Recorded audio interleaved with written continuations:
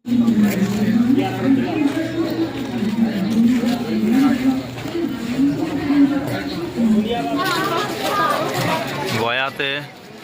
এসে শ্রী জগন্নাথ মন্দির দর্শন। এই দিকটা কিছু দেখা যায়নি, দিকটায় সব দোকানদানি সব আছে। মন্দিরের মুখে একবারে দোকানদানি সব ফুল ফুল সব আছে এখানে। আমি এগিয়ে গেলাম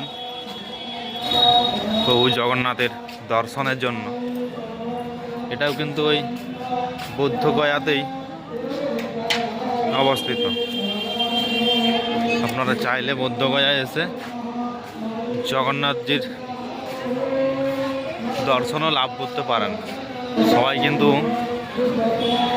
আসছে, এসে জগন্নাথপুর দর্শন কিন্তু করছে সবাই এসে। এইখানেই জগন্নাথপুর দর্শন করা যাবে। ক্যামেরা যেতে দিচ্ছে না বাইরের থেকে, আমি মানে ভিতরে, আমি বাইরের থেকেই ক্যামেরা করছি। দেখি একটু বলে এখানে যারা প্রশাসনিক পুলিশ কর্মী আছে তাদের কাছে যদি রিকোয়েস্ট করে বল যেতে দেয় মোবাইল নিয়ে বা ক্যামেরা নিয়ে, তাহলে ভিতরটাও দেখানো যাবে।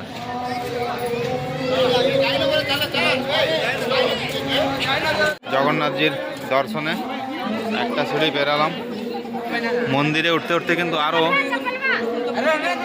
সিঁড়ি আছে। এই যে আরেকটা সিঁড়ি, সেকেন্ড সিঁড়ি এটা, আর এটাই কিন্তু লম্বা সিঁড়ি। আমি এটা দিয়েই উঠছি, লম্বা সিঁড়ি দিয়েই।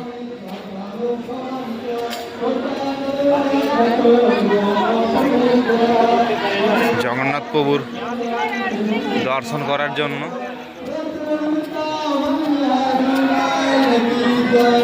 আর ঠিক এরই পাশে কিন্তু বৈদিক মন্দিরটা, বুদ্ধ মন্দিরটা, সব থেকে বড় যে বুদ্ধর মন্দির, সেটা কিন্তু এইখানেই জগন্নাথ প্রভুর মন্দিরের পাশেই।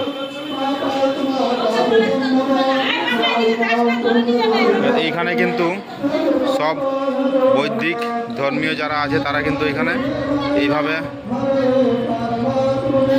ভক্তি সহকারে তারা প্রার্থনা বা কি বলে এটাকে, বৈদিক ধর্মতে সেই নিয়ম করছে।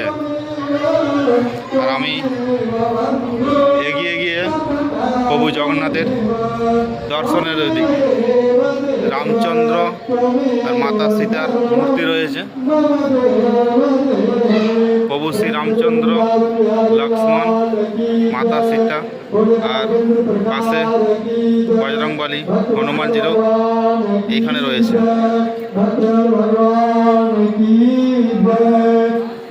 এটা দিয়ে কিন্তু বেরিয়ে যাওয়া যায়।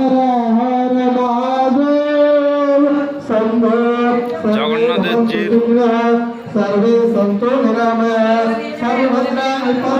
আর এটাই কিন্তু প্রভু জগন্নাথের মন্দির।